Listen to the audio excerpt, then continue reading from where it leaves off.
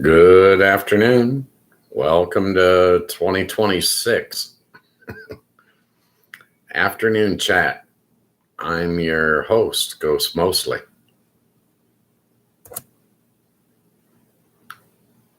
The chat is up and running. How's everybody doing this year?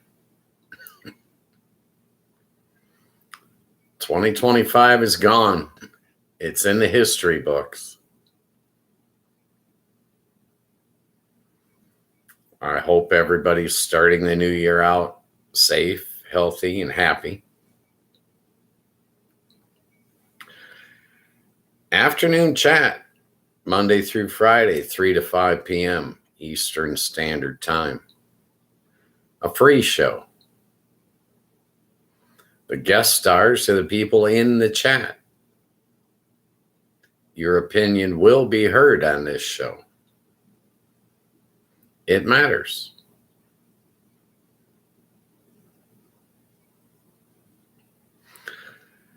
I have no hidden agenda, no script. I don't care what we talk about. I'm here so I can meet people and find out what's on their mind, what they want to discuss, what their priorities are. Not impose my own. What do you guys want to talk about? 2026 has got to be better than 2025. It has to be an improvement. Last year sucked. Thank God we got through it.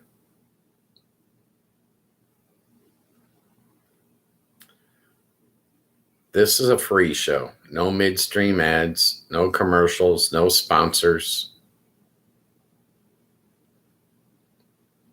I'm not running for political office. I am not trying to become an online influencer. I am not coming out with a line of merch. Okay.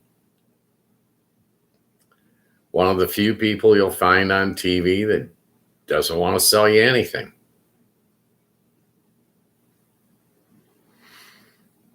So, what do you guys want to talk about today? Did anybody make any New Year's resolutions? I did not. I made some goals. Okay. But no resolutions. I'm comfortable with my abhorrent behavior. I'm not trying to change me. Well, I'm too old for that. Okay.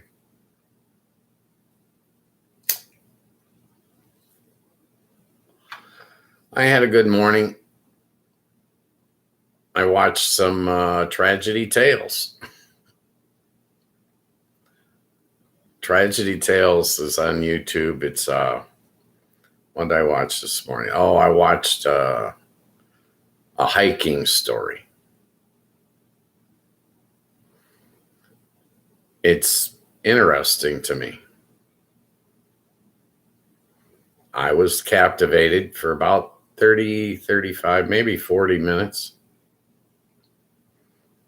Then I wrangled my breakfast and started my day.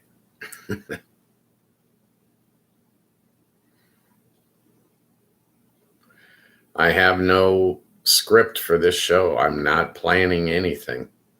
I'm winging it. And if you guys don't get in the chat and direct the conversation, there's no telling where my mind could wander. I could just fall down some rabbit hole and start out the year in the hole.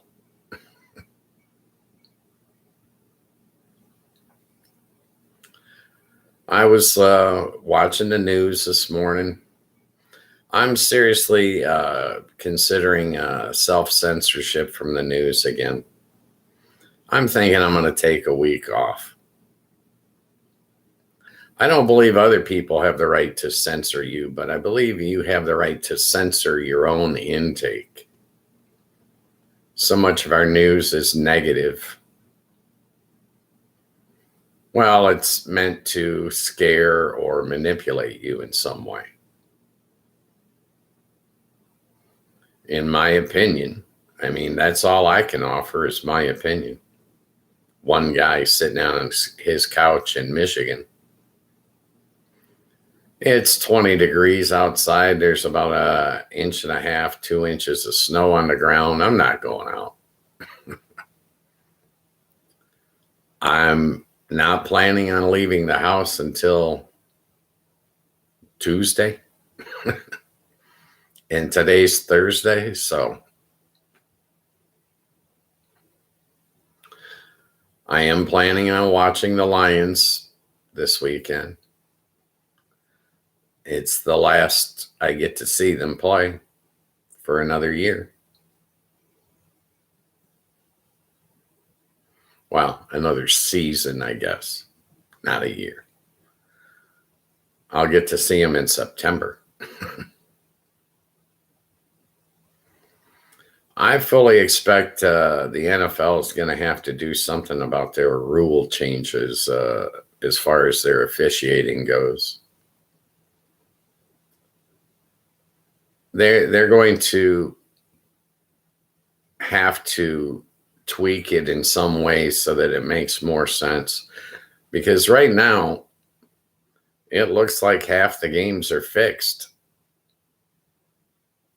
I mean, appearances, you know. We need to see some continuity in the calls. We need to see that it's done fairly. And as of 2025, it does not appear fair at all. It seems biased.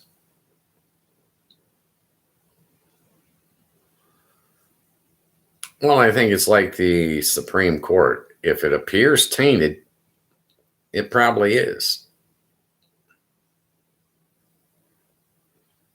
Appearances are everything when it comes to judging or officiating.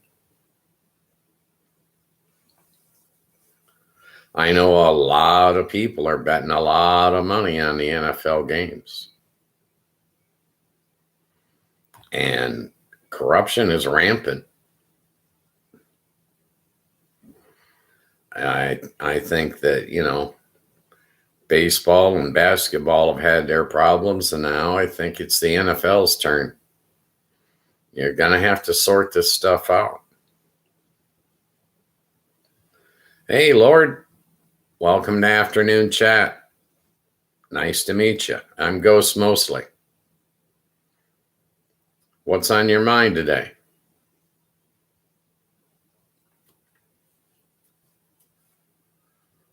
I'm just getting ready to watch football this weekend. That's all I was chatting about.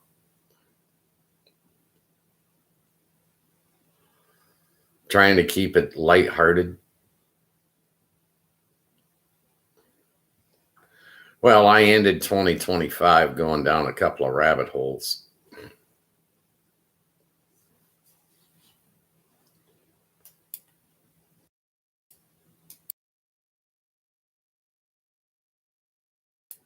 I've got to try to be good. I'm not here to be controversial. I'm just here to be friendly.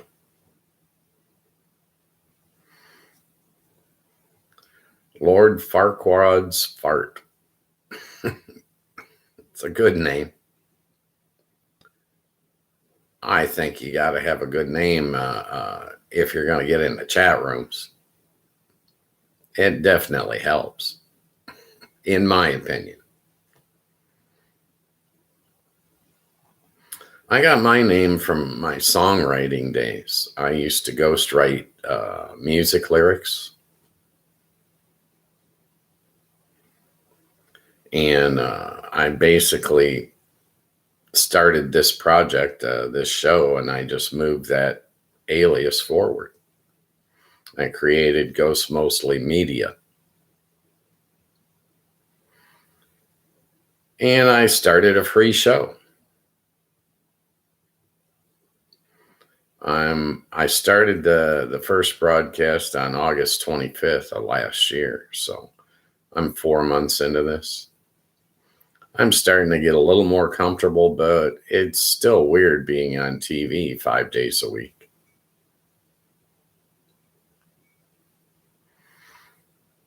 Well, it's 2026, so I've decided to dress up. No, I'll probably do something about the set. I'll probably do something about my wardrobe eventually, but for right now, I'm okay. I'm not a real detail oriented person. I'm more of a rounded off kind of guy. Close enough is okay. Well, when I originally moved into this apartment and furnished it, I didn't realize that I'd be broadcasting a TV show. I had no idea. You got to kind of roll with the punches, right?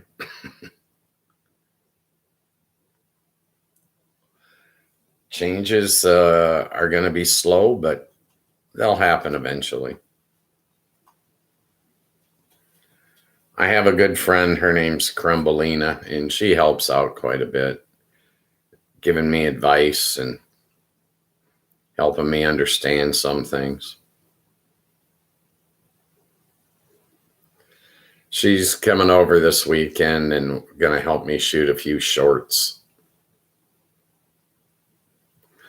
Well, that's what YouTube's telling me that the channel needs is some shorts. I don't know. I'm not a film guy. You know what I mean? I'm just an average guy sitting on his couch in Southwest Michigan, trying to stay out of trouble.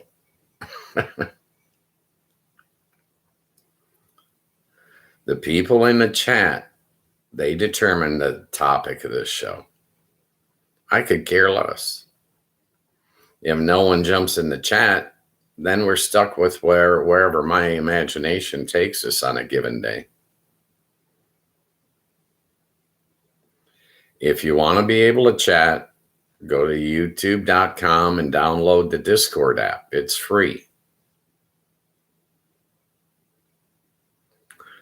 This show's never going to try to tackle your wallet. We're not trying to sell you anything here. The Discord app, it's my understanding that most people, 85% is what my analytics say, watch this show on TV. When they chat, they use another device like their phone, an iPad, or a computer of some sort. It's my understanding that some of the latest smart TVs have the chat ability built into them, but I haven't seen one of those yet. So, and I'm not telling anyone to go out and buy a new TV. I'm not selling TVs either. Yeah.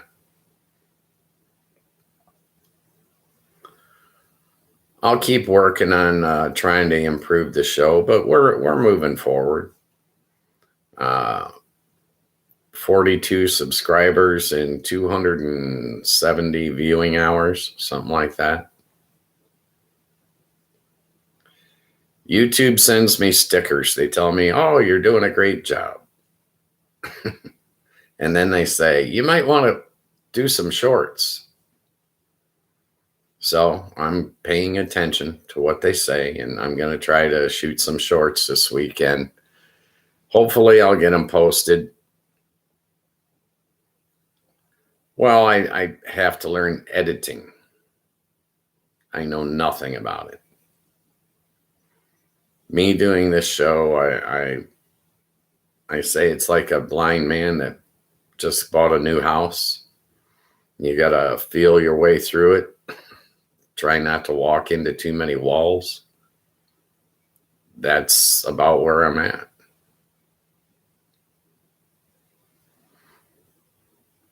I know that last year I talked to people in 8 different countries. I found that exciting. I liked it. So what do you guys want to discuss?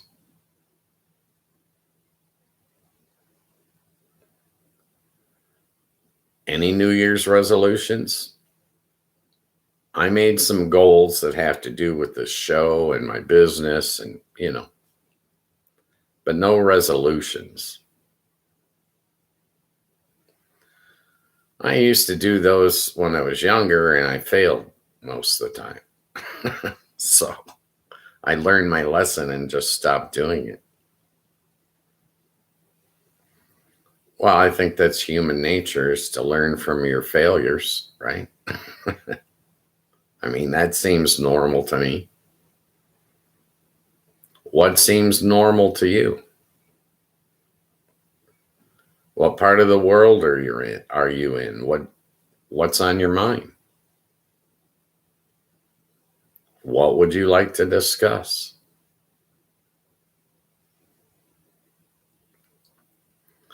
Last couple of shows, I was talking about the Epstein ballroom. I got kind of upset that they tore down the east wing of the White House. I thought that's ridiculous. I don't think Trump has got anybody around him that's willing to speak truth to power. I'm not sure he knows how poor his policies are doing.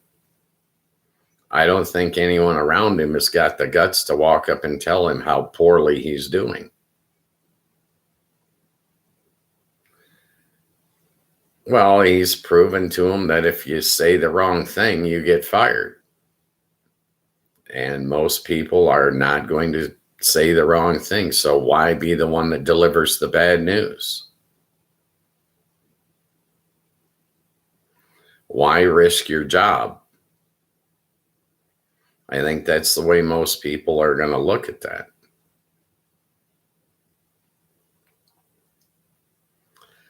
I don't think he understands I don't think he understands the bad things that he's doing.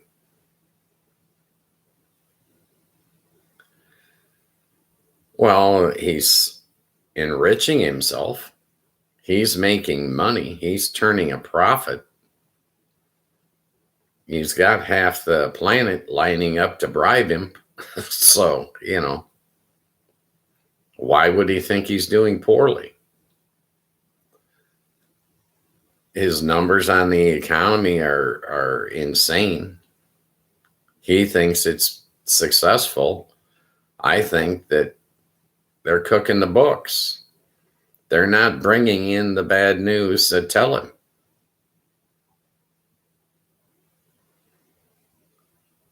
I'm not sure anyone is willing to tell him that the tariffs are paid by the American people. A business is not going to foot the bill.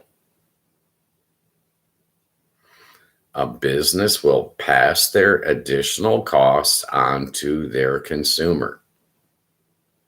Business Strategy 101.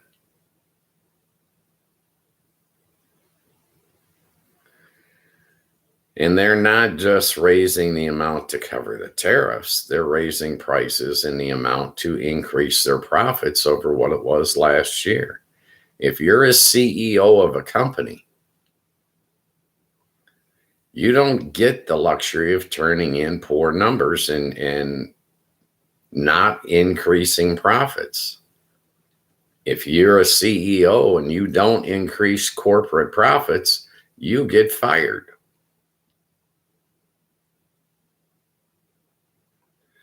Every time a new CEO comes in, they try to reduce their expenses and increase their profit.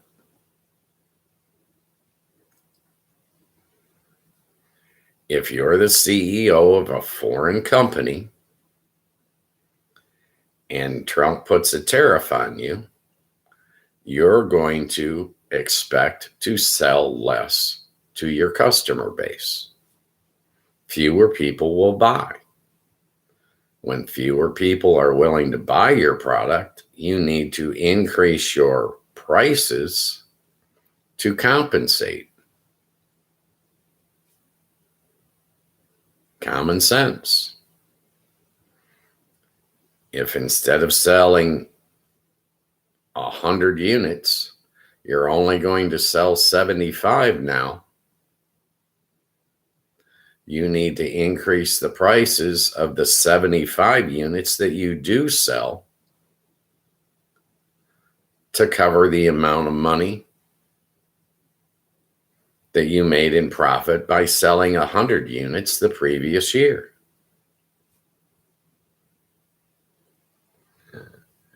And then the company that imports your product has to do the same.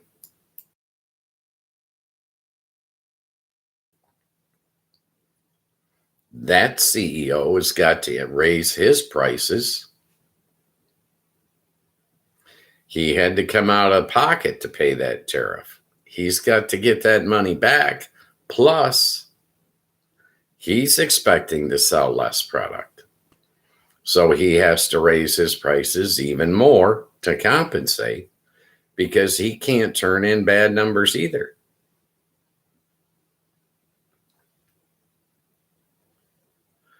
All the tariffs do is put in another middleman that needs to be paid. In this case, it's our government.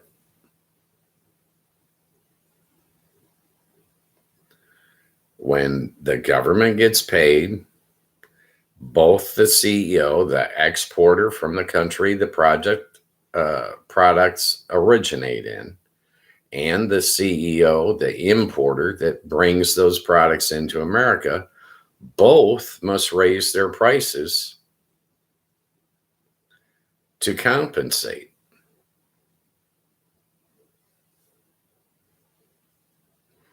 So now the consumer, you, the American that is buying those imported products, your price gets raised even more. So in essence, this is a hidden tax on all imported goods. And the American consumer is the one that pays that tax.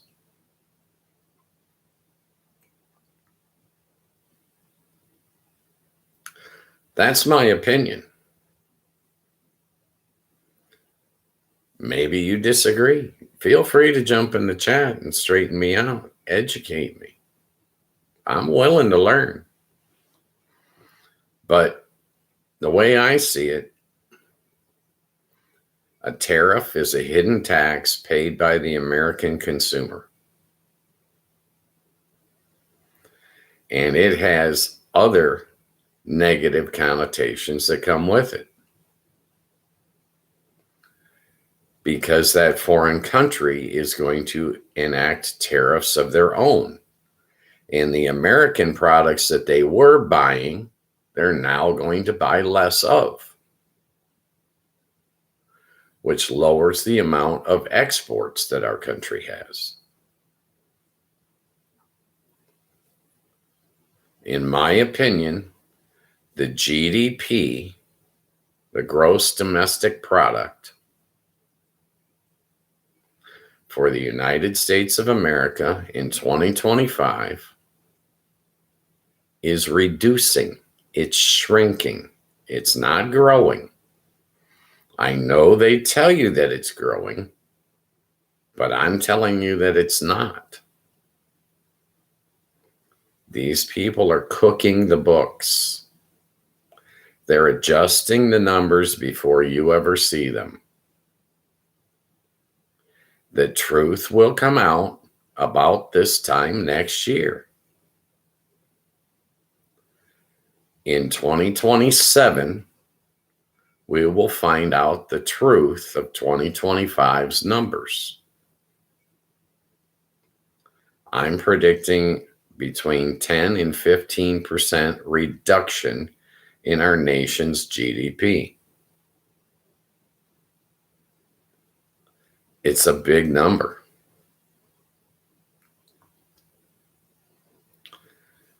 $6 trillion in change or something. It was the GDP. 10% of 6 trillion. It's a lot. Lost revenue, lost business. The numbers cannot be increasing. It cannot be going up. Their numbers don't add up. They're fudging the books. This is what fraudulent people do. They cherry pick and adjust numbers to hide the truth. I'm sure that unemployment is over 5%. Over 5%. They lost too many jobs in 2025. I know that manufacturing was reduced in 2025. I know our government tells you that it's increasing, but it's not.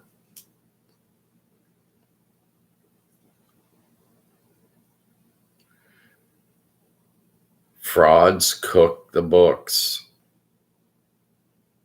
Trump was convicted on 34 felony counts for cooking the books. Misrepresenting the actual numbers. Why would he stop? He paid no penalty for his crimes. He did no time. 0 jail time for 34 felonies. What lesson did he learn? None. So the numbers that this administration is giving us are lies. They're not being truthful. They're cooking the books to make themselves look good. There's no possible way it could end up being any growth. It was a reduction in GDP. 270,000 government workers lost their jobs in 2025. 270,000 paychecks gone. The farmers lost $44 billion in exports. Foreign countries did not buy the American soybeans. They are sitting in a warehouse going bad. No one bought them. That reduces GDP. Everything he did last year reduced our GDP. Nothing he did increased it.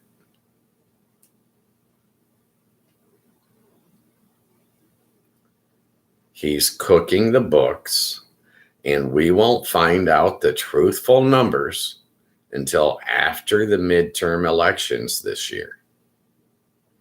They will not allow the real numbers to come out until after the midterm elections.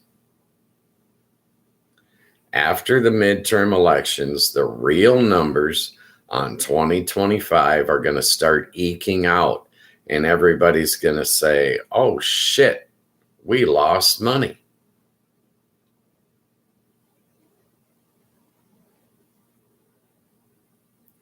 That's my opinion. That's my prediction. Feel free to jump in the chat and disagree. I welcome your input. But I'm telling you right now, A fraud that does not pay penalties for his fraud continues to be a fraud. They are cooking the books. They're not giving us real numbers. They have changed the data and altered it to make themselves look good. This is what frauds do. You cannot get this data. They won't allow the real numbers to come out. I'm not even sure these people around Trump are giving him the real numbers in the first place. Why would you walk into Trump's office and give him bad news? He will fire you. He's proven that in 2025. They fired 270,000 government workers for doing their job. Sad but true, folks.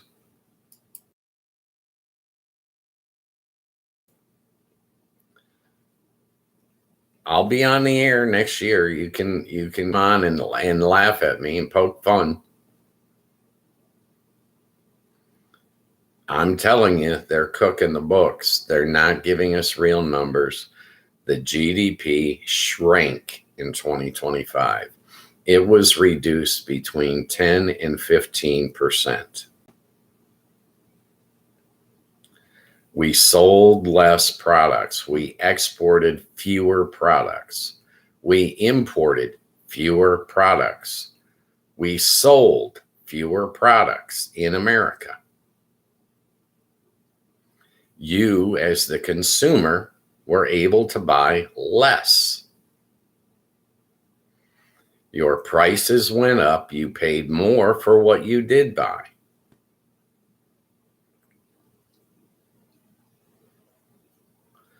I know I finished the year with $21 in my checking account. After paying for Christmas, I had $21. That's it. I didn't buy a new car last year. I didn't get to go on a vacation last year. I didn't increase my spending. I had to spend more, but I bought less. And I'm telling you that those numbers will come out after the midterm elections this year. After the midterm elections, Trump's cabinet is going to look like it's got a revolving door on it, and these billionaires are going to head for the hills.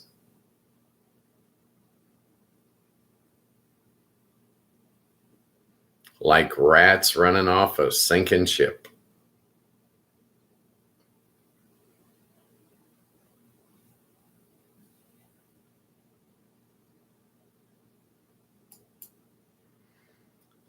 Feel free to change the subject. Jump in the chat. Straighten me out. Change the subject completely. I don't care what we talk about. I was looking at the end of 2025. And I'm telling you, their numbers don't add up. What they're saying cannot be true because of the way I see my own wallet. Okay. My household budget. The numbers I know most. My power bill increased last year. I keep my thermostat the same. But my power bill increased. The power company raised the price. They raise the price, I pay more. That's the way it works. I don't raise the price on myself. I didn't turn my thermostat up or down. I kept it at the same level I always keep it at. But yet I paid more for power. Spectrum Internet. I paid more for Spectrum Internet. They raised their prices. I didn't raise the prices. I didn't get better service or different service or alter my service in any way. But they got me paying more. I know that.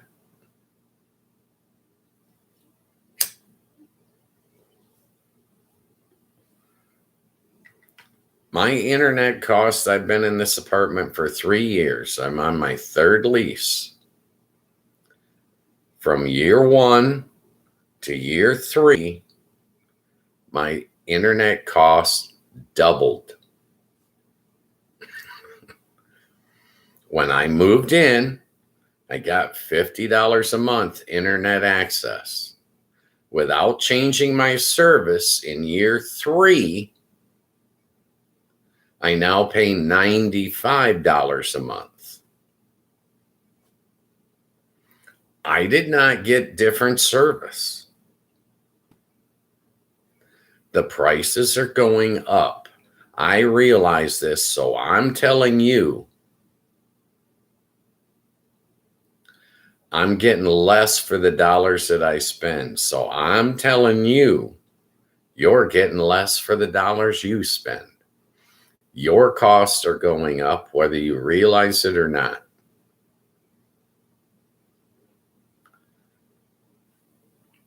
Maybe the power companies got some scam going and they're cooking their books. But as far as I'm concerned, corporate profits are on the rise and my net worth is dropping. That's the way I see it. That's my opinion. I'm not an economics expert. I'm just a guy sitting on his couch. But I'm telling you, they're cooking the books. I get the same amount of money I got last year. But I finished the year with fewer dollars. And I wasn't eating filet mignon. I'm telling you, prices are going up. No matter what they say this economy is doing, I'm telling you, it's in the gutter. I've only been around 68 years, okay? For 50 years, I've been doing my own budget. And I'm telling you, everything costs more. That's my opinion. Feel free to voice yours. Jump in the chat anytime you like. And I should also tell you to like and subscribe too. That's what YouTube tells me. But if you can't, don't worry about it. My whole point is I'm voicing my opinion and I welcome you to voice yours. That's why I have enabled the chat, right? If I didn't want your input, I wouldn't enable the chat. I'd just do my show. I'd have a script. I don't have a script. I don't care what we talk about. You want to talk about the Epstein ballroom? We can. You want to talk about all the rich, filthy rich pedophiles running around this country? We can talk about that. Jeffrey Epstein was a pimp. A child molester, yes, but also a pimp. That was his business. He was running women.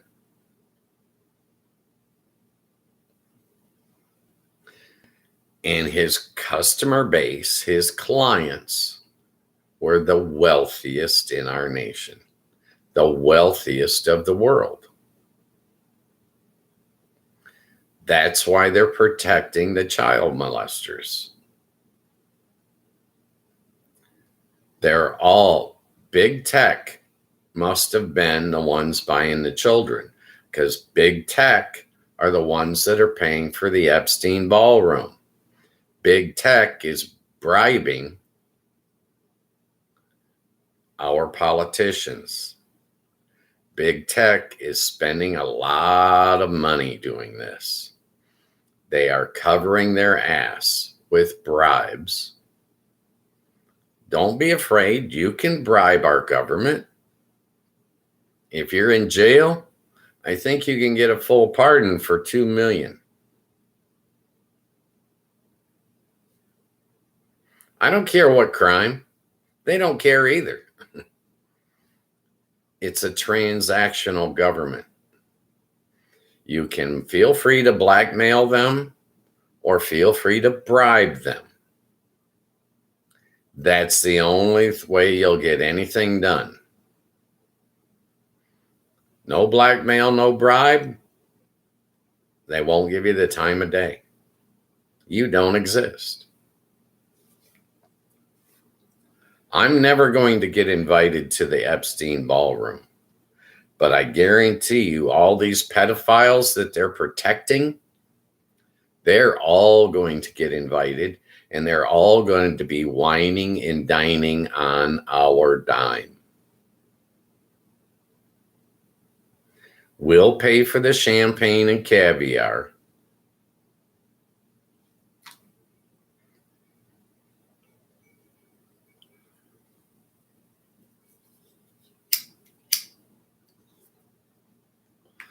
We, the working class, we pay for everything in this country. The rich don't pay. They don't pay taxes. Rich corporations don't pay taxes. Rich people don't pay taxes. The working class, they pay for everything.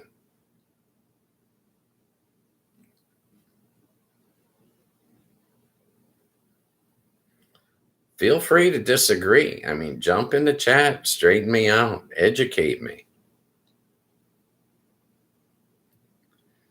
Donald Trump is making billions of dollars. Every member of his cabinet is making millions of dollars. They're taking hush money. They're taking bribes. They're taking $400 million jets from Qatar.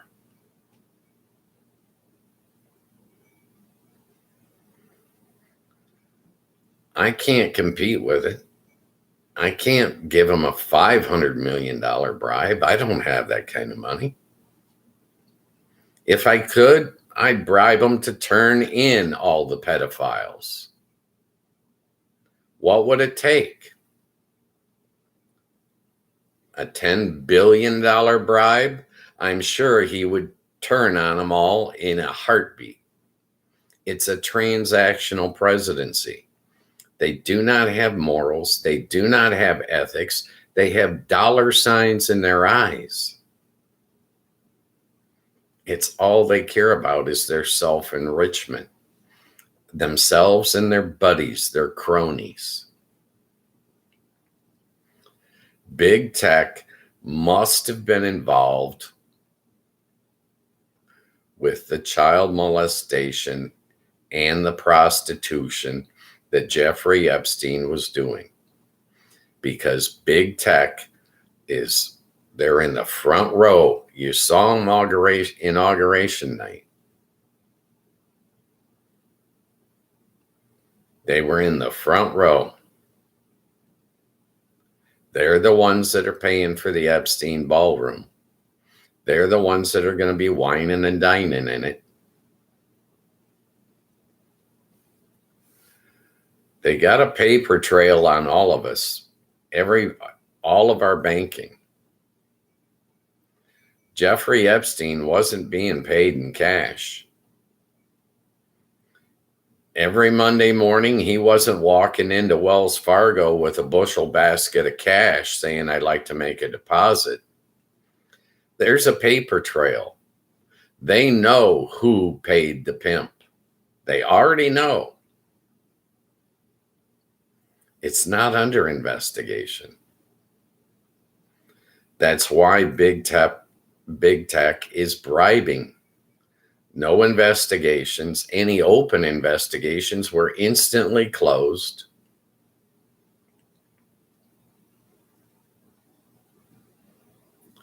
They are changing the rules of the game from the top down. Our rules do not apply to them. You and I are held accountable for our mistakes, our misdeeds, our crimes, if you will. But not the rich and powerful. The president is the example. 34 felony counts, 0 jail time. I say this facetiously, but go commit a felony and see how much jail time you get. I guarantee you it's not going to be 0 days. I guarantee you you're going to be held accountable.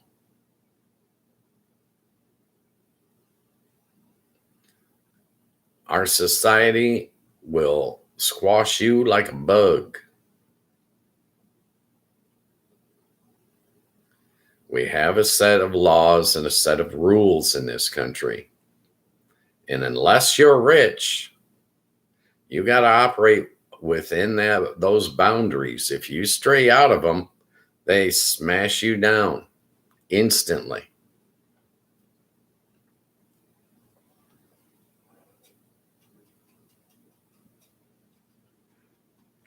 I know Epstein was a bad guy.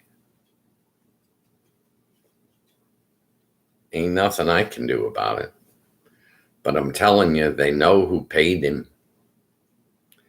There is a paper trail.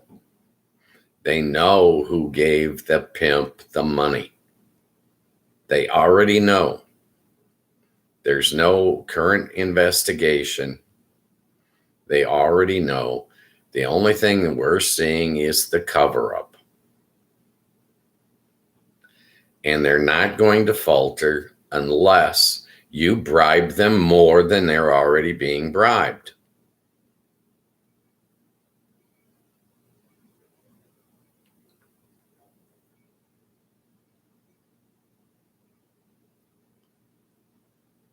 They don't have the same morals and ethics that you and I have.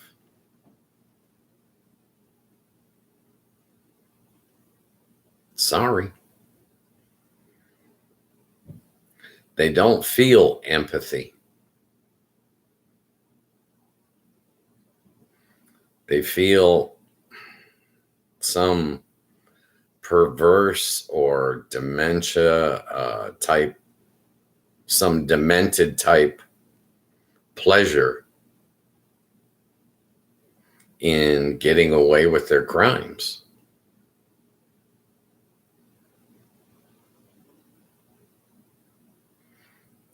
All human beings are right in the middle. They could be bad guys. They could be good guys. All human beings are right in the middle.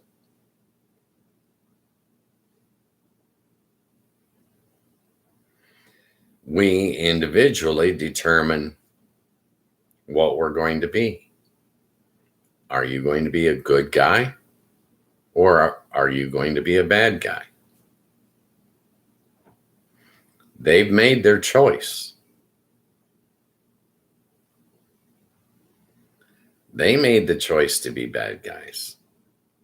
I didn't make a choice for them to be a bad guy. They made that choice all on their own.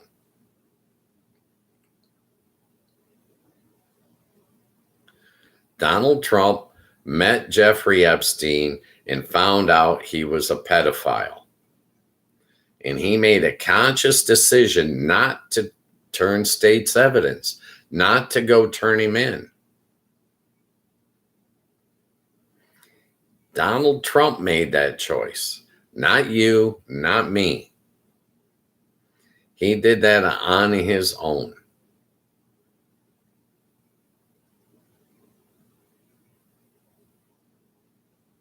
Sorry. It's not my fault, but I feel sorry because many of you people out there are believing what this guy's saying.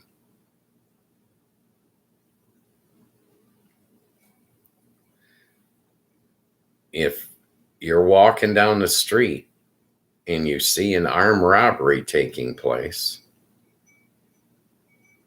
and you make a conscious decision not to tell the police what you saw, that's on you. It's not on the armed robber. That's on you at that point.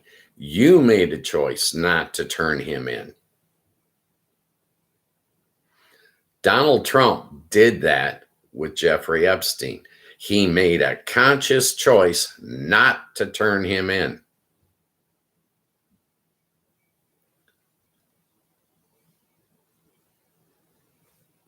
Feel free to disagree. Jump in the chat, straighten me out, enlighten me. From what I see on my end of my couch is Donald Trump thinks it's okay for pedophiles to get away with it. It's okay for them not to be prosecuted because they are rich.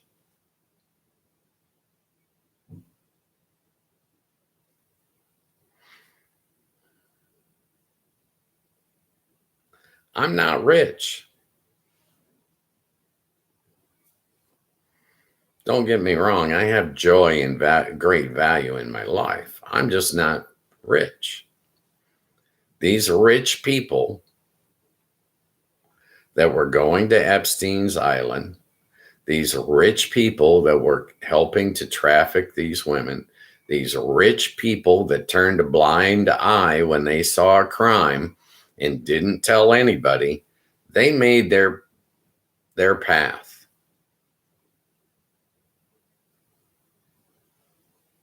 They chose which direction they went in. Jeffrey Epstein was like the armed robber. These people saw the crime and they made a conscious decision. I'm not going to turn them in. I'm not going to tell the police. I'm just not going to look over there and pretend like it didn't happen. Or worse, they jumped in and decided to help him. Sorry. I know right from wrong. And I'm telling you, all these filthy rich people that are protecting these pedophiles and paying these people to protect them, they're the bad guys. I don't care how much money they got. They're still nothing but a bad guy. I don't care if they employ 1,000 people, 100,000 people. It doesn't not make them a bad guy. They're a bad guy based on their own actions, based on choices they made. None of us forced them to buy those girls. They chose to do it. If you make a decision to break the law, that's on you. It's not on me. That's on you. Normal people don't do these things. Normal people are not sitting around saying, well, I think I might go rob the 7-Eleven. Normal people are not saying, well, I think I'll go bribe a politician.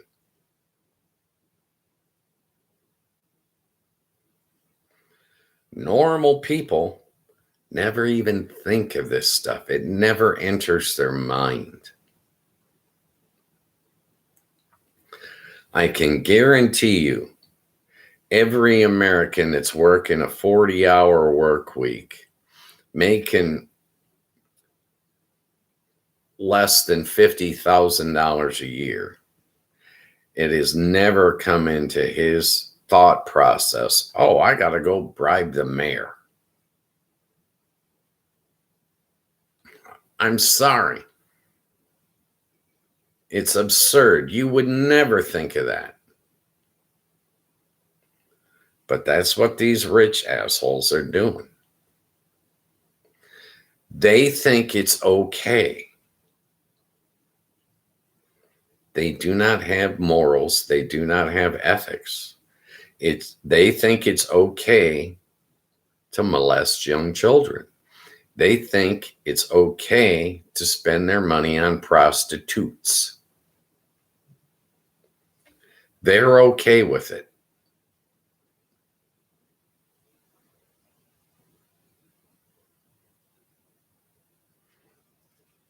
These are facts. That's the way I see this from my couch. How do you see it from your couch?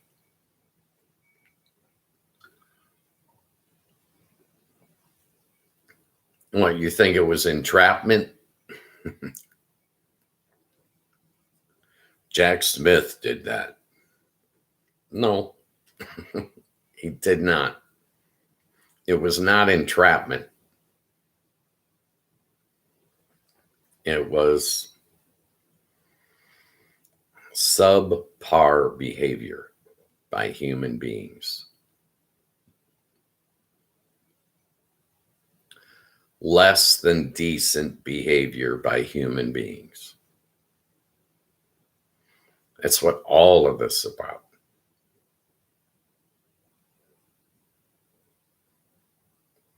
I would never invite them into my home, and I hope you don't ever invite them into yours. As far as I'm concerned, these people are the scum of the earth. Personal opinion.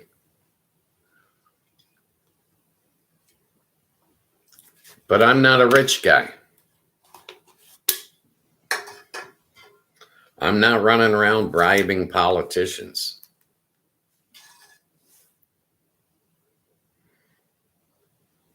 If I was a rich guy, I wouldn't be running around bribing politicians.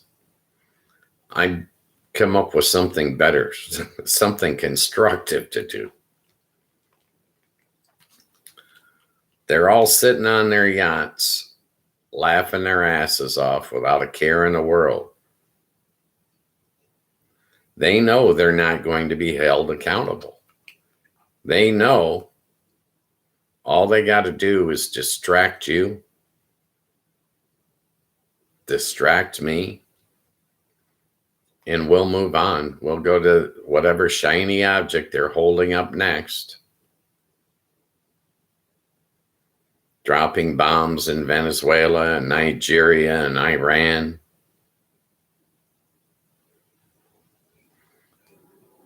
Giving bombs to Israel so that they can kill more innocent civilians.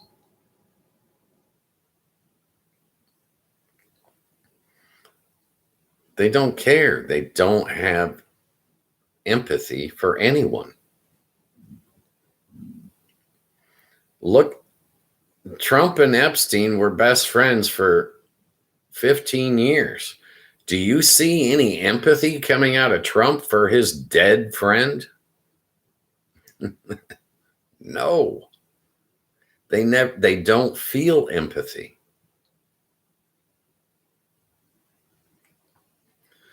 They're going to look you in the eye and they're going to tell you, well, yeah, he committed suicide. Hung himself when there was nothing to hang himself from. Somehow managed to break his own neck in 3 places. No, it wasn't his roommate. Roommate's totally innocent. I know it was jail, but his roommate wasn't even there that day. Yeah. Don't let these guys sell you a bridge. I'm telling you. You're going to pay for it, and it's not going to be there.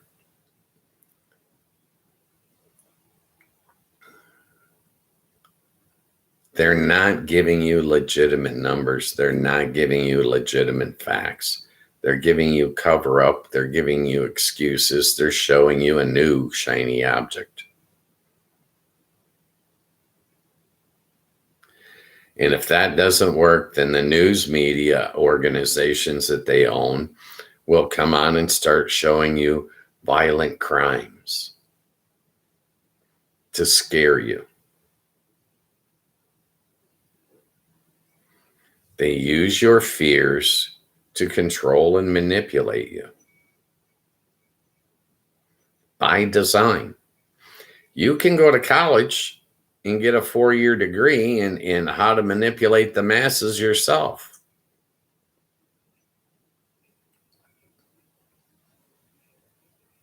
If you listen to the news in this country, they'd make you think there's a man with an AR-15 on every corner in America that's been plotting for a solid month to kill you.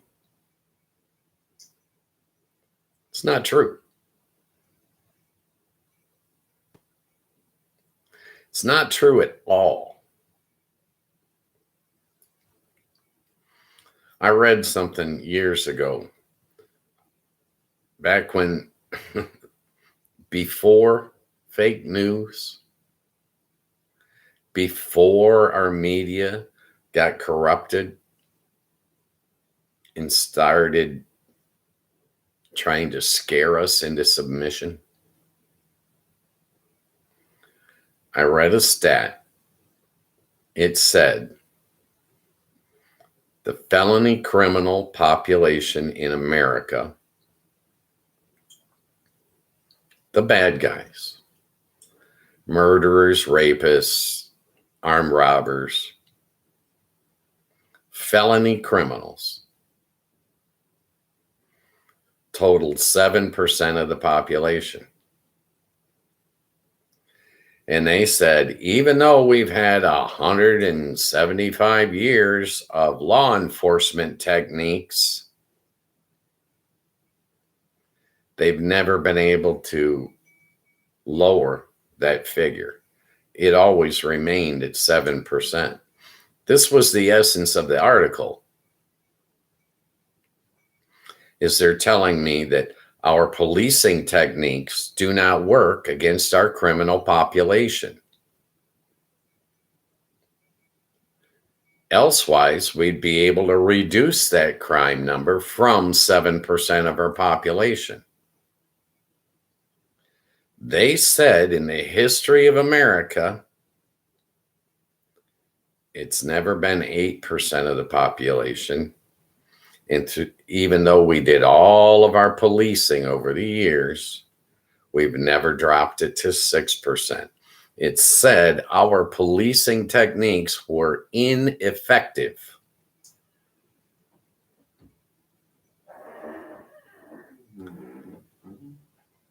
What can we glean from that? 7% of the population of America is the criminal base. Doesn't matter how many times they lie to you about the numbers. It's never going to 8%. It's never going to 6%. It's going to hold steady at 7% of the population.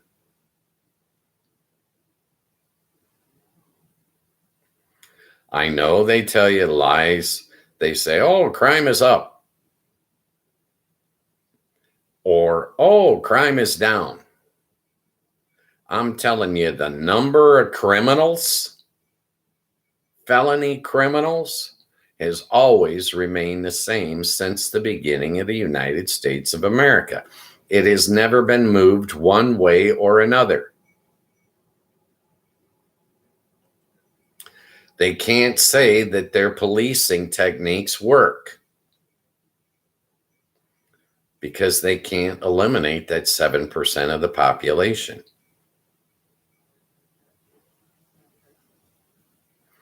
They can't say that their policing techniques don't work because it never rises to 8% of the population. It always stays at 7%.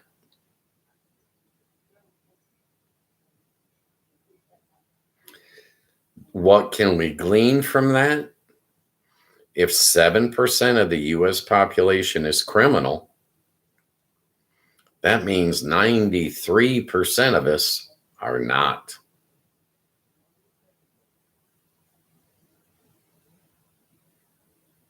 Think about that. Almost 10 to 1, the good guys outnumber the bad guys. But every time you turn on the news, all you ever see are the bad guys. They're using your fears to separate, control, and manipulate you. And let me tell you something else. Out of that 7% of the US population that is felony criminal, 2 million are already behind bars between federal, state, and local authorities. They're already incarcerated. So what does that mean? I don't care what town you live in, your police department outnumbers your bad guys by a lot. Let's go. How we doing today? Happy New Year. Tragedy Tales. I watched your hiking video this morning. Oh my goodness. That poor girl, it took her 4 days to die. Oh my God. I was saddened. Unbelievable. Can't they have done something in 4 days' time? It was so weird.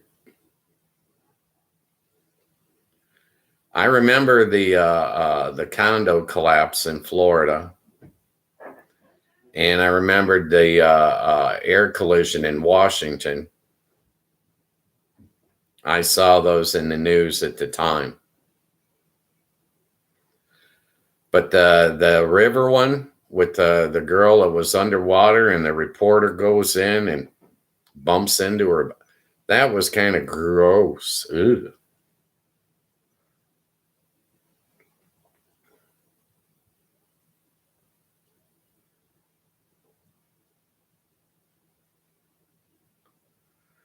Yeah, that's ridiculous not to have a rescue helicopter when you have open mountain trails.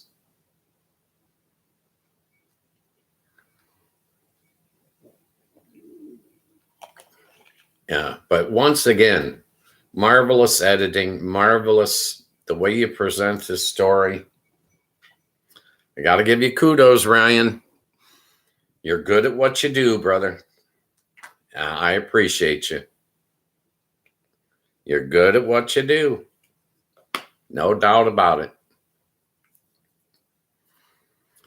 In regards to our conversation earlier this week, I got Crumbelina coming over. We're going to shoot some shorts Friday night.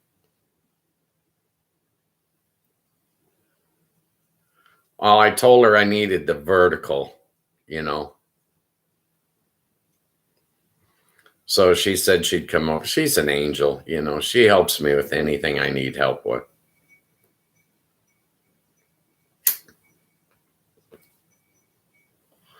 And that was, and that girl that falled and took 4 days to die, that girl was pretty. And her smile was beautiful, man. She was young. Definitely a tragedy.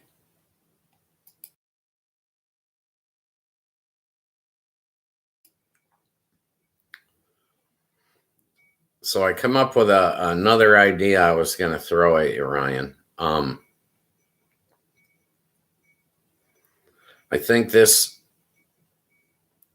kind of ties in with your tragedy tales. Here in the U.S., we've got our police department that mistreats people, and they keep getting sued and doing the out of court settlements. And I believe that these settlements that they're coming to with these people is totaling an astronomical amount of money. And I was thinking there ought to be a story in there, and that should be classified as a tragedy, because the taxpayers are paying for all this.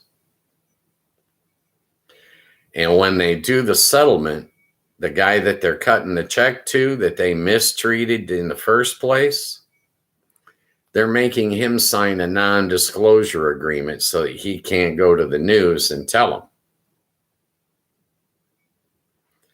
There ought to be a story in there somewhere. I'm just saying.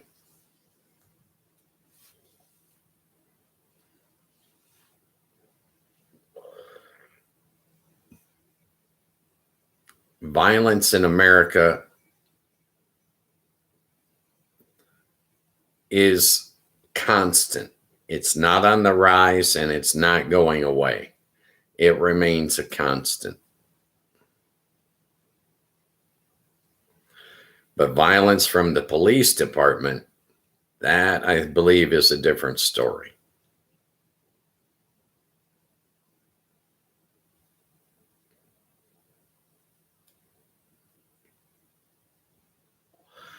So how did your celebration go last night? Good food, good drinks, good fun? I stayed up till midnight, but I was watching Dairy Girls last night. But I turned on Tragedy Tales this morning, so I got to get some credit for that, right? I've got another one queued up that I'm going to watch, another one of yours.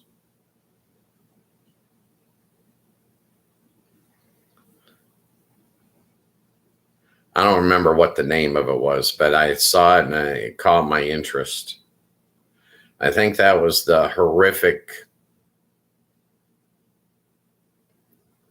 top 5 horrifics of 2025 or something like that. I don't really remember. But I got it queued up so I can find it again.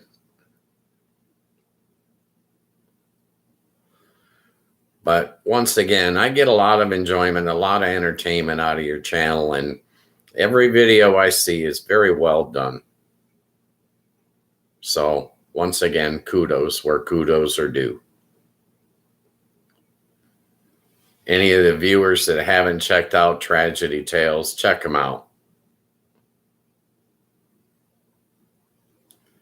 He's got over 80 videos, and they're very entertaining, very informative, and put forth in a rational manner to try to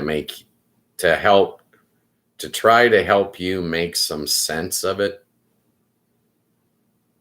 because these stories are tragic.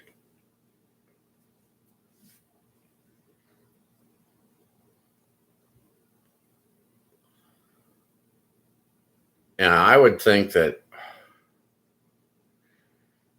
anytime that you suffer a horrific accident, it's bad enough, but when it lingers on for days, that's torture on another level. I'm just saying.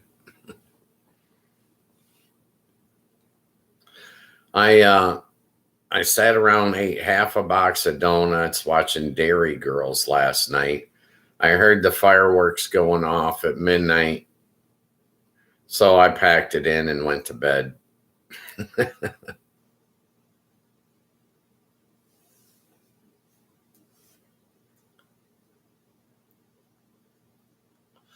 I didn't watch The Ball Drop or any of the TV shows. I was watching Dairy Girls. The show, I just think it's hilarious. It cracks me up.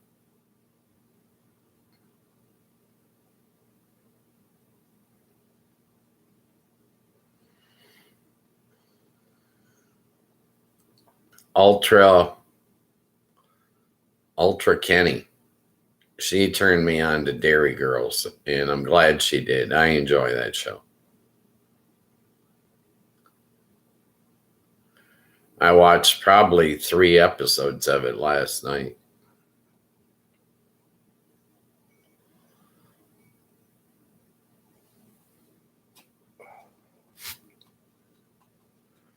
It's just fast paced, you know? It's boom, boom, boom. I watched the episode last night where the dog pisses on the floor. It drips through and hits the statue that the girls are praying to, and they think the statue's crying tears. It was hilarious. I was laughing. Well, I smoked a bowl. I was lit, you know. So I broke out the donuts and watched Dairy Girls.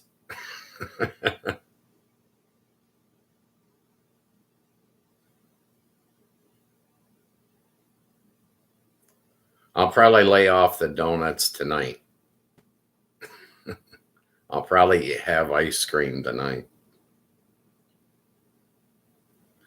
Well, I got a half gallon of vanilla I'm trying to polish off, clean out the freezer. It's one of my tasks for 2026 is I'm going to clean out my freezer.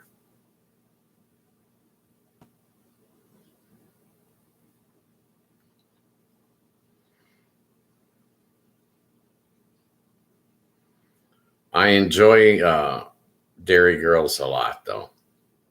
I just think it's hilarious. It's taken me a while, but I'm sorting out the characters now. I know who's who's related to who.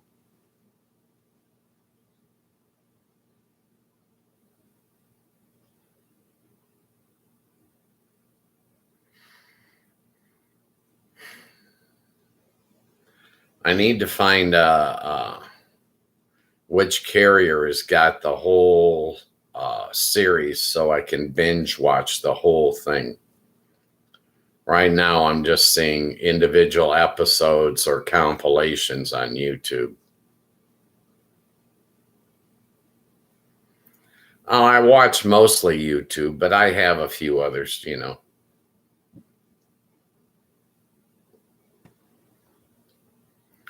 I would say 95% of the TV I watch is just YouTube.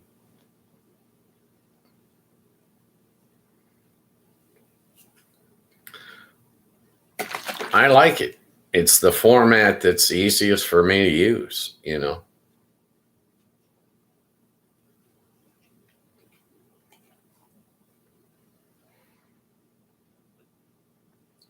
I was going to ask you,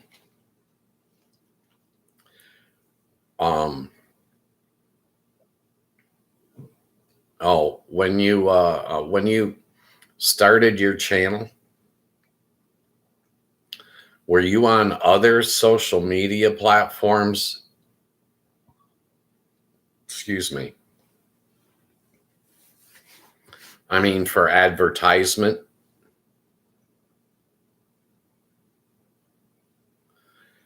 That's what my young son's telling me to do is he says, yeah, that's the way I see it. YouTube solo.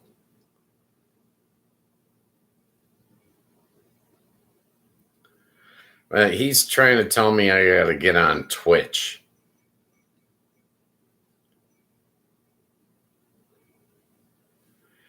He says it'll help draw people into my channel on YouTube. I'd just soon stay with just YouTube. None of those other platforms interest me. But he wanted me to live stream on Twitch as well. Oh, that's probably why he likes Twitch. My son is quite the gamer. My youngest son. He's 28.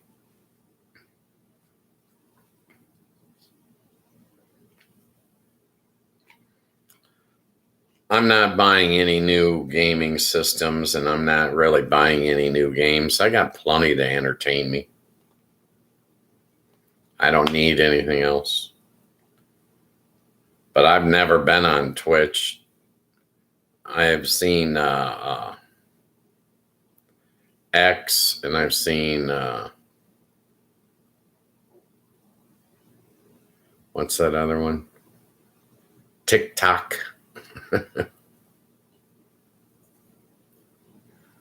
But I don't have a profile on those. I don't subscribe to them or use them or anything.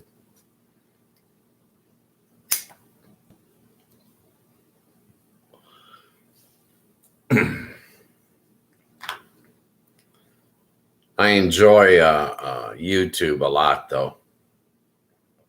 And I have some varied interests. I've been watching a bunch of Joe Rogan lately. Some of his interviews are 3 hours long, so I just put them on in the background while I'm doing my housework and that kind of stuff.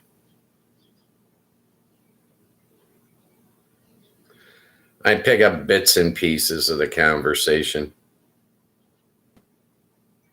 2 packs.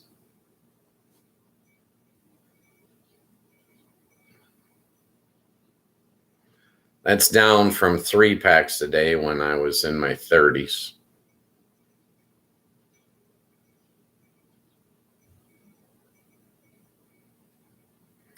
Yeah.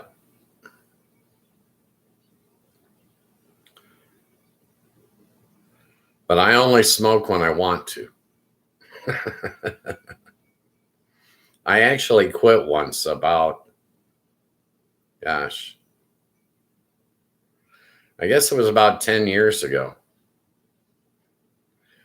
I just got disgusted with it and I quit.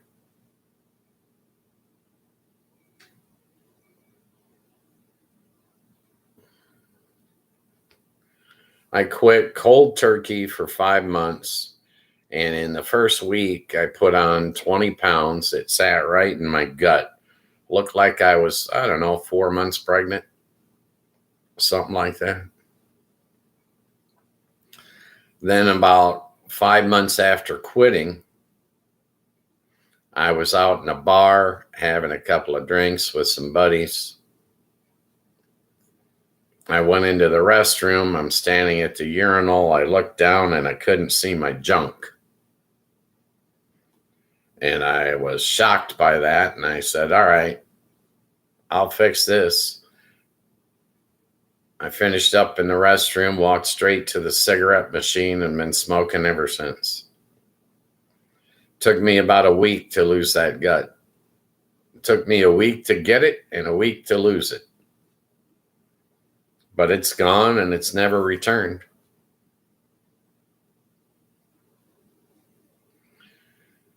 Vanity. As shallow as that may sound or seem, it was vanity. Well, it was the same thing for years. I refused to wear glasses.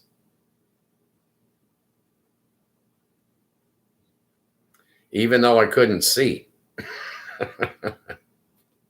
Vanity.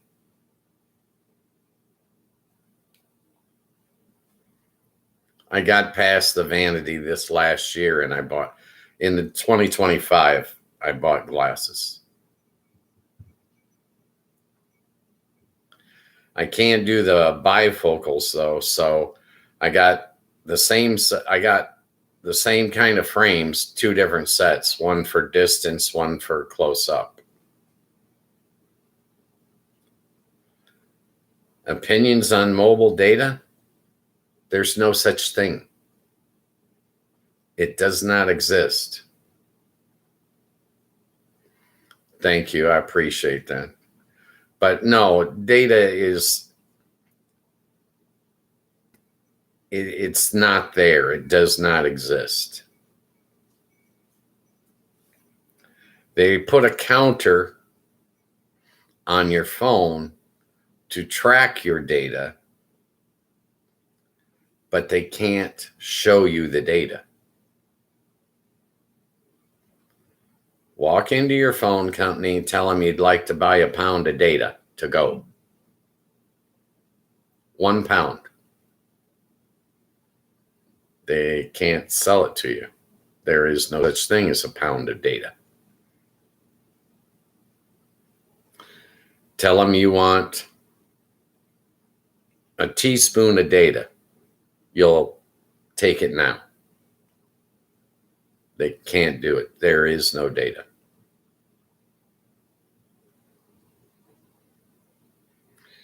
Everything they're charging you data charges for, you can get on your laptop without the data charges. They're charging you because you're using a device.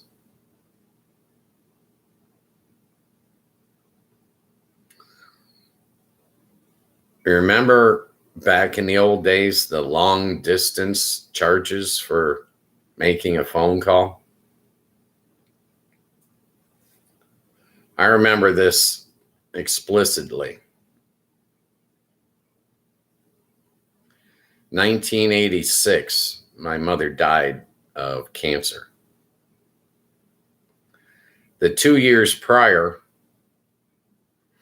I called her minimum once a week. I knew she was terminally ill. I wanted to stay close, but we lived 1,500 miles apart. My long distance phone bill ran somewhere between $200 and $400 per month for 2 straight years. Cell phones were invented shortly thereafter. And that's when I realized that the long distance charges they were charging me never existed. They made them up out of thin air. Yet I was paying between $200 and $400 a month for thin air. Data is the exact same thing as a long distance charge. It doesn't really exist. They invented it to take your money.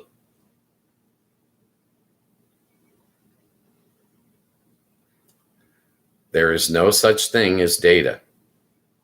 Not in that sense that they're trying to tell you that it's data. It's not data. They're selling you something that does not exist.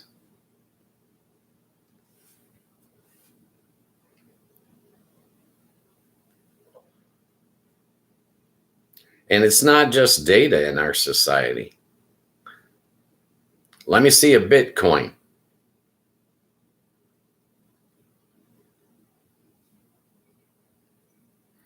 Walk into your bank and tell your banker, I'd like to buy some Bitcoin. Can you show me one? Can I see it? Can you put it in the palm of my hand? It's not real. It doesn't exist. There's nothing tangible. You're buying midair.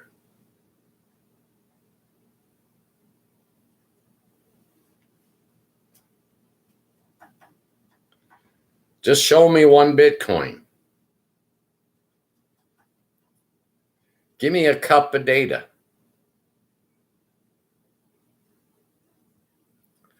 All those long distance charges I paid for, my hard-earned money.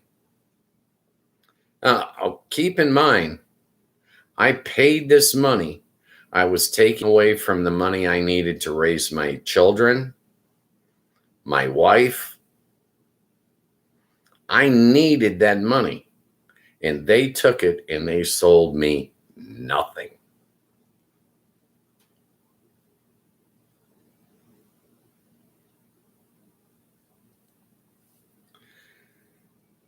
You live long enough and you learn some of the realities of life. Some of the realities of life are that some people do not have a conscience, and they are willing to sell you nothing in exchange for your money. Those long distance chargers were real.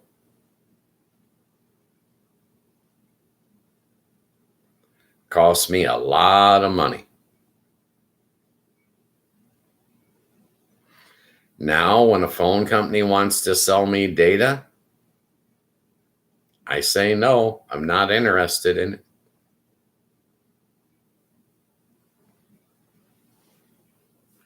I use my phone like a phone.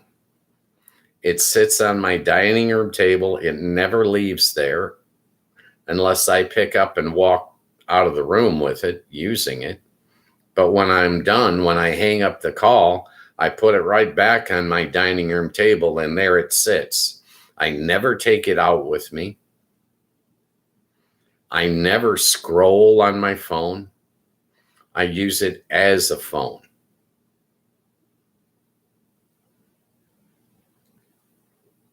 I don't use data. If I want to look something up online, I use my computer. Or in the case of Crumbelina, she and I are going through a walk through a park. I'll tell her, do a Google search for me. She'll search something on her phone for me. She carries hers. When I was young, your phone was attached to the wall. It stayed in the kitchen or in the living room, wherever you had your phone. It was attached to the wall, so you couldn't walk away with it. I didn't have a problem with that. It worked fine. Then we got answering machines, and I never missed a call. Worked fine. Now the answering machine's built right into the phone. I can call the voicemail, or I can check my visual voicemail. When people ask, how come you don't have your phone? I tell them it's grounded. It was being bad, so it's being punished. It can't leave the house. I'm not going to be taken in. I did see a company, a new company called Noble, Noble.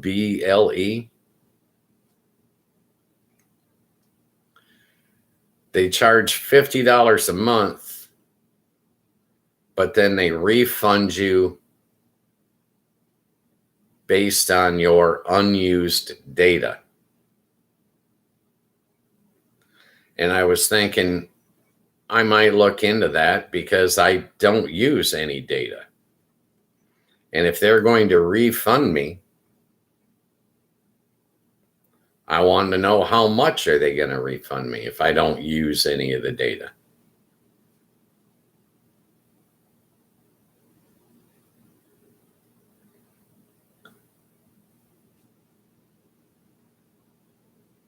My opinion. Like and subscribe to the channel if you could. I'm the host, Ghost Mostly. Afternoon chat, 3 to 5 p.m., Monday through Friday, a 100% free show. I'm not trying to sell you anything. I have no agenda. I have no script. The people in the chat room are the actual stars of this show.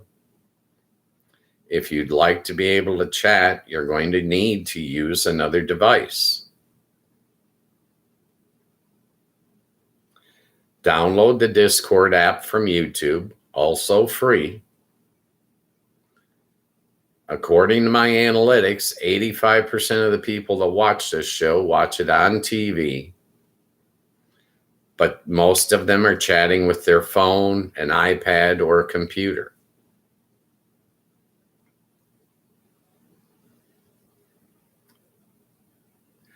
It's my understanding that some of the newest TVs have the chat ability built in, so you can use your TV remote, but I haven't seen it, and I'm not recommending that anyone go out and buy a new TV.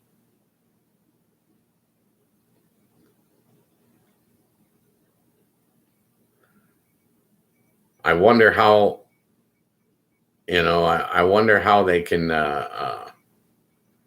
continue with this data when it's not real, when it does not exist. I think people are eventually going to get tired of paying for what's not real, the same way I got tired of paying those long distance charges that were not real.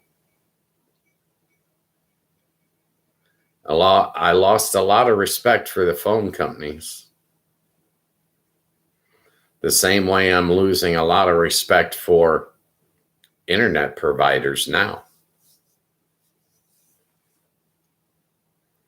I use Spectrum Internet, whose product is so good, I was forced to hardwire my laptop directly to my router in order to do a live stream.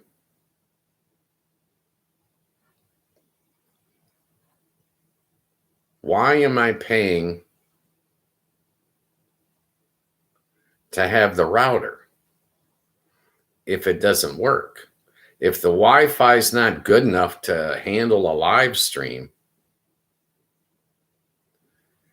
are they selling a defective product? A product that does not meet my minimum requirements?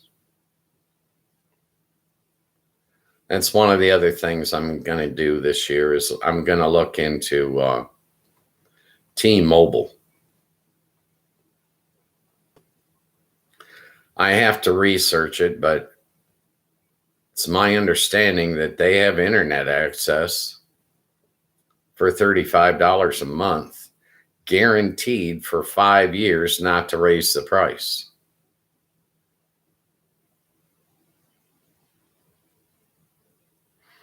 Crumbelina was telling me to call Spectrum and ask them to match the deal. She says that Spectrum will lower my payment. It's not that I don't believe her. It's that the podcast is finally working without incident, so I don't want to screw it up, But I am planning on checking into T-Mobile.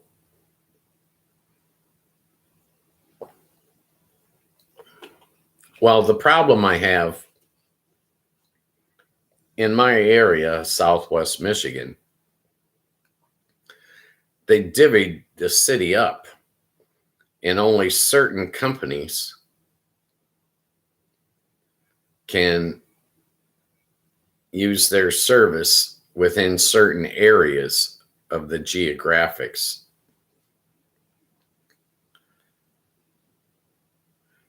Well, they probably got bribed into doing that. To me, all the internet providers should be available to every area of your city.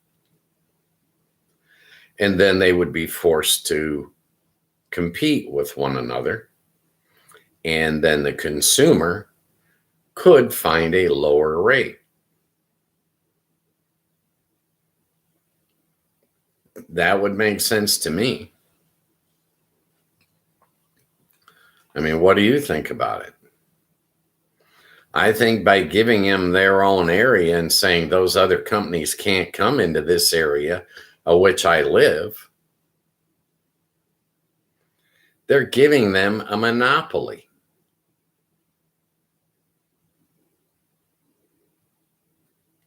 of sorts.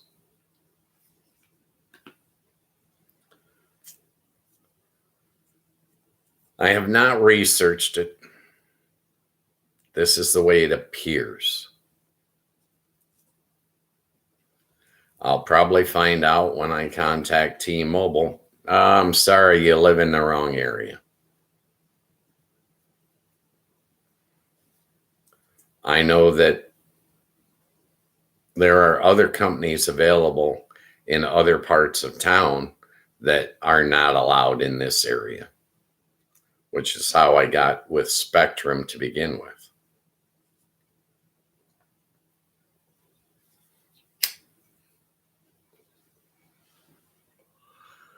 But no, I'm not impressed with Spectrum at all. I think, well, just last Sunday evening, my internet went out and didn't come back on until noon on Monday.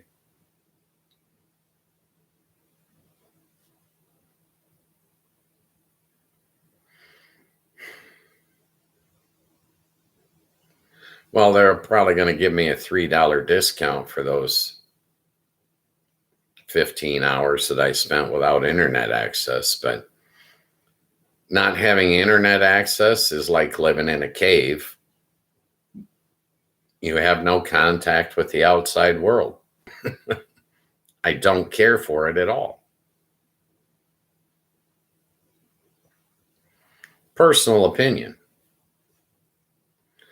But since I started doing this podcast last year, my opinion of Spectrum has been dropping drastically from month to month.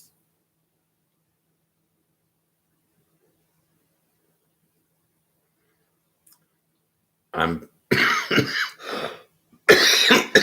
excuse me. I am paying them $95 a month. So if I can drop that 95 from Spectrum down to 35,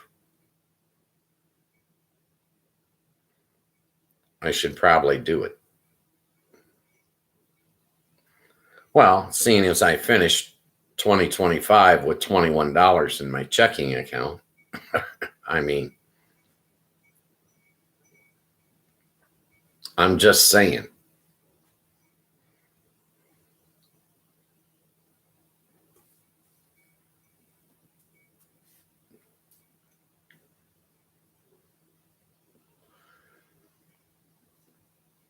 Yeah, we're winding down the show now.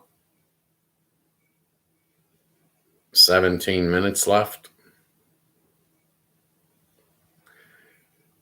Yeah, it goes faster every day. It just seems like I just sat down here and it's been almost 2 hours. Well, you guys get me to talking, and the next thing I know, the show's over.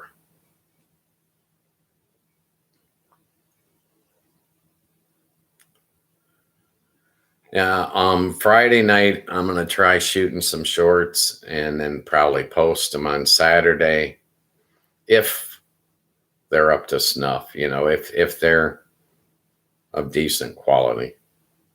I'm not going to post them if I don't like them. But I have plans on doing like 2 1-minute shorts, 2 3-minute shorts, and 2 5-minute shorts to start out with. Filmed in the vertical format.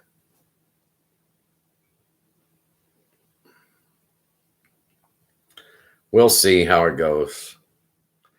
But YouTube has been telling me for 4 months that I need shorts. So I got to listen to them eventually. They are professionals. They know what the heck they're doing. Okay.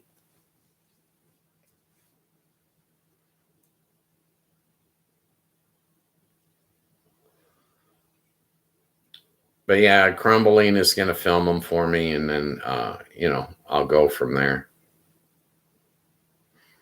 I've never posted on YouTube other than a live stream. So it's a whole process for me to learn what the hell I'm doing. Sorry. I got one speed. My life goes at one speed nowadays. I call it if and when. If and when. That's all I got left. Okay. I was busy. I was in a hurry when I was young. Now I'm on a pretty even keel. I got one speed. When I was in my 30s, I was surviving on 4 to 5 hours sleep a night.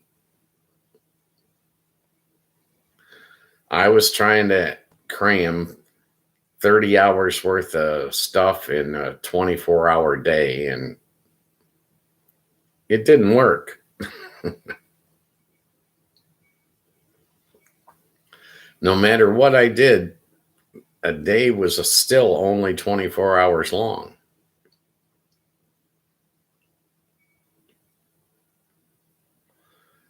Nowadays, life is the exact opposite. I'm lucky to know it's Thursday. I just don't pay attention.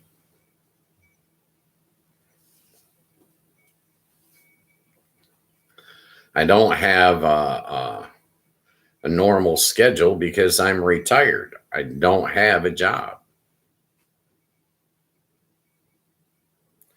Well, this is kind of a job. I mean, I like the routine of having a show to do Monday through Friday, 3 to 5 Eastern.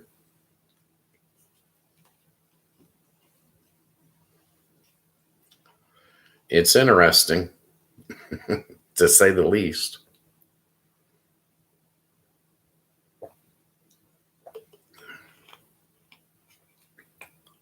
Hopefully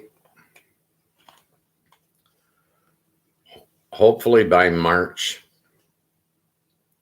we'll get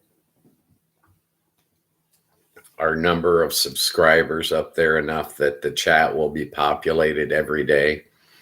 But I can still have an occasional day with no one in the chat, or half a show with no one in the chat. So, and when no one's in the chat telling me what they want to talk about, we're stuck with my imagination. And as you can see, it wanders drastically.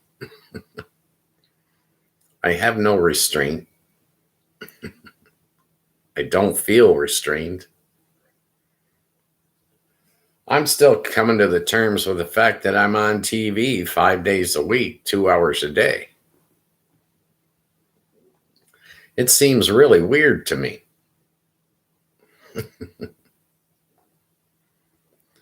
Well, I'm probably going to, sometime this year, I'm probably going to show the show to my father. And then I'll get an earful, I'm sure. He'll weigh in. There's no doubt in my mind he'll weigh in.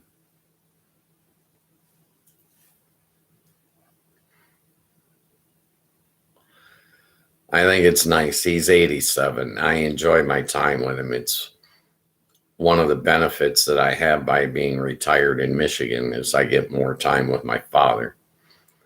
When we were younger, we never had the time. We were both at work and we lived 1,500 miles apart.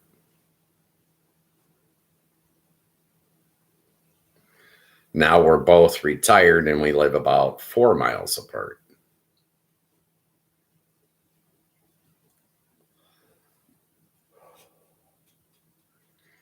We do a family breakfast minimum once a week. But then he and I like to go out and just one-on-one breakfast or something together, 1 or 2 days a week as well.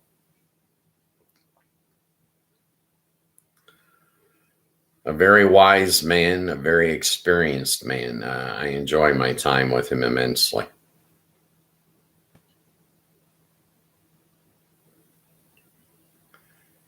He was a factory worker. held 4 journeyman's cards. He's probably forgotten more about metallurgy than I'll ever know. When I was like 19, we worked in the same factory. That was interesting. He knew everything and I knew nothing, you know. After I got laid off from the factory, I moved to Vegas. Vegas had jobs. I started working in Vegas, and within the first couple of years, I went to a trade school and I learned how to deal blackjack, craps, roulette, poker, and baccarat.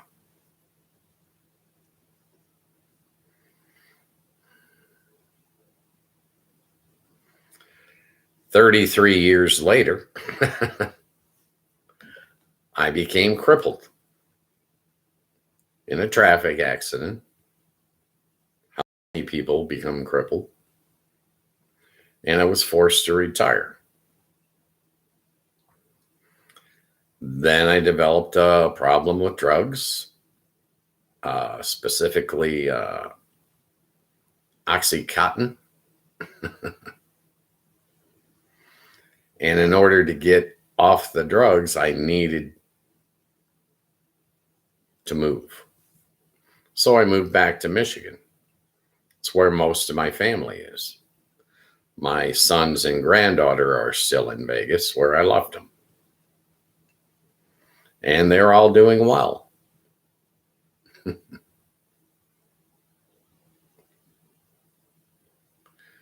And my granddaughter is going to go to college. She just got a 4-year full ride scholarship to a college in Oregon. And I'm very excited for her. Very proud of her too. All right, I need to start winding this down. Let's see here.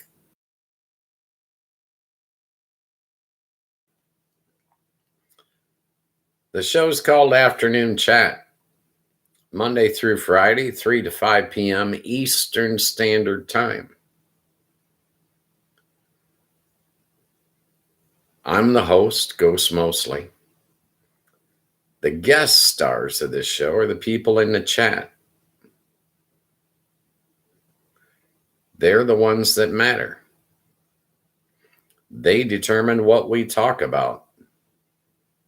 They have more control over the show than they realize. And that's the way I like it. I have no script. I have no agenda.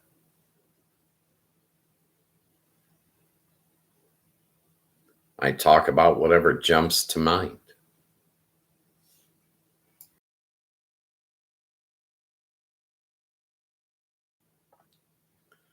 Anytime you want to change the subject, jump in the chat.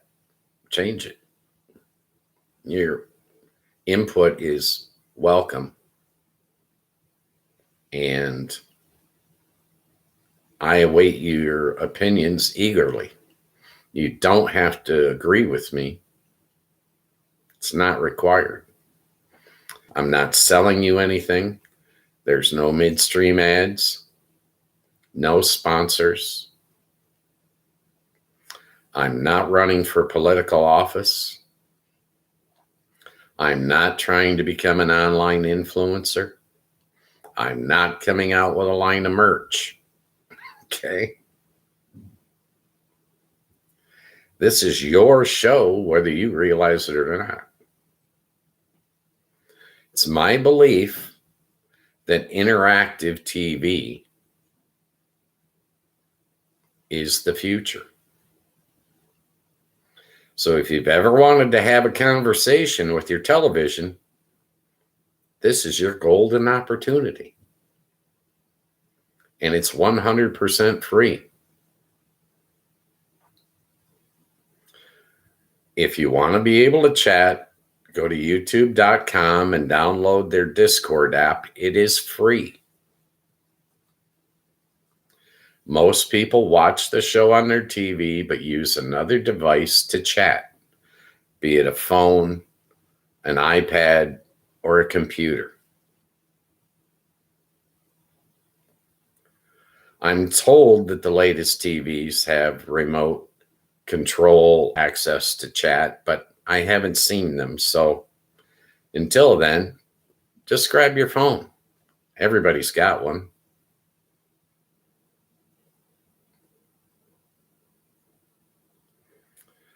There's no set topics.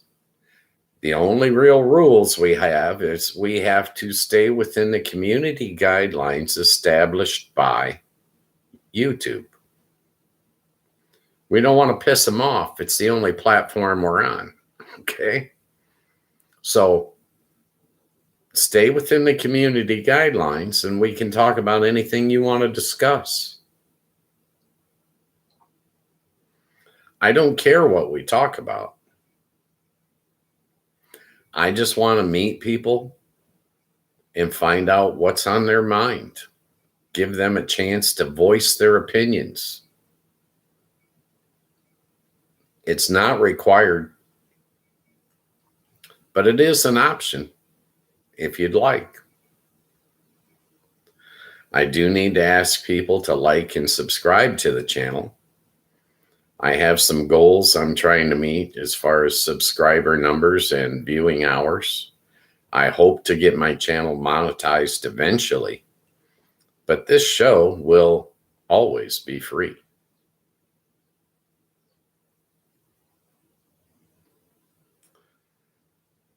The only thing you can really do wrong on this show is not have a good time. Everything else we can fix, okay? I voice my opinions and I feel better after I get to speak. And I hope you guys can take advantage of this show and do the same.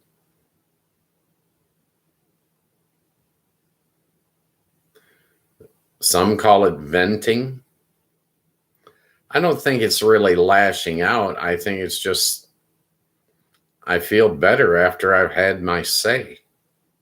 And I think you will too.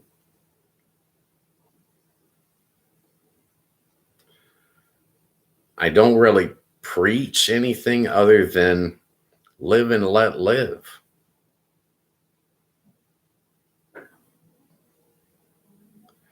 My philosophy is to be nice to everyone all of the time. I truly believe that all that niceness, all that kindness comes back to you tenfold. So I'll challenge you. Be nice to everyone.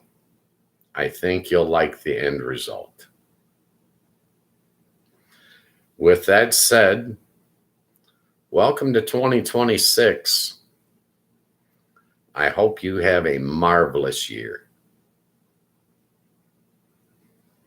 I'll see you tomorrow at 3 p.m. Eastern Standard Time. I'm your host, Ghost Mostly, saying thank you. I appreciate the people in the chat. I appreciate my viewers. You will always be honored and respected here. I'll see you guys tomorrow. Have a marvelous evening.